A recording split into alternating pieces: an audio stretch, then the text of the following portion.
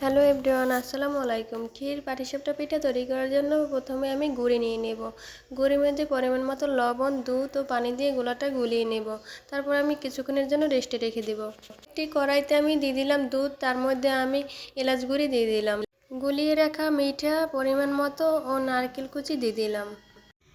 ক্ষীর পুরোপুরি হওয়ার পরে আমি নামিয়ে নেব। আগে থেকে গুলিয়ে রাখা গোলাটা তার মধ্যে আমি পরিমাণ মতো মিঠা দিয়ে দেব।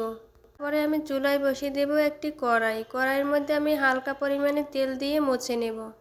তারপরে আমি অল্প পরিমাণে গোলাটা দিয়ে আস্তে আস্তে আমি কড়াইটা ঘুরিয়ে ঘুরিয়ে চারপাশে ছড়িয়ে নেব। যখন হালকা পরিমাণে সিদ্ধ হয়ে যাবে তখন আমি মাঝখানে ক্ষীরটা দিয়ে এভাবে বটে নেব। তো অনেক সুন্দরভাবে হয়ে গেল আমার ক্ষীর পাটিসাপটা পিঠা। আমার রেসিপিটা কেমন লাগলো সবাই জানাবেন। সবাই ভালো থাকবেন। আল্লাহ হাফেজ।